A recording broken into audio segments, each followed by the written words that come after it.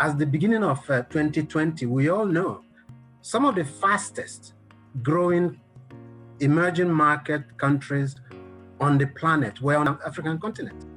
Then COVID-19 happened, a black swan that has changed our world the way we know it, the way we work, the way we travel, the way we trade.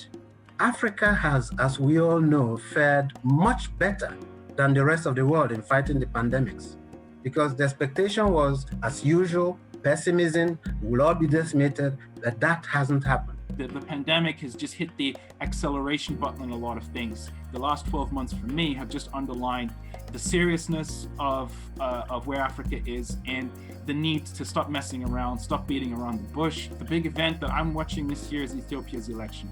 The pandemic has also revealed real innovation and progress. The first point is around how it's accelerated digitization.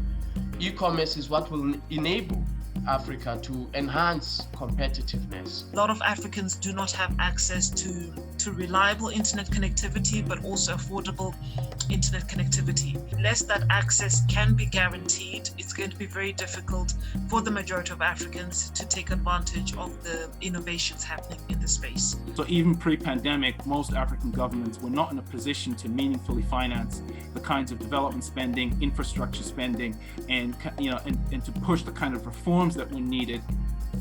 If anything, COVID-19 is a wake-up call to all nations of the continent to do more in tax reform for enhanced domestic resource mobilization. We started trading under AfCFTA rules, under AfCFTA preferences on the 1st of January 2021. The Africa CDC and the African Continental Free Trade Area, in my view, illustrate the solidarity, a new Africa. Us as the DFI, but also the development aid organizations should now not just focus on the sort of the typical stereotype African countryside, but look into the cities and look into those that have been brought up into a middle-class living standard, now running the risk of being plunged into poverty. We have to help them coming up again, because that's less difficult than starting from scratch on countryside. Our sense of optimism is much greater than those who may be pessimistic about Africa. So I'm really hoping that our leaders, this will be the moment that they heed, that they will finally come through for the 1.2 billion people that need them to come through. It's time to listen. It's time to engage. There is room for us, for all.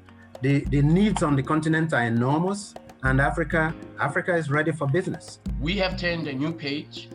We have the support of all our heads of states, and we are determined to make sure that in 15, 30 years' time, that Africa is a different continent. And all of that will have started on the 1st of January 2021.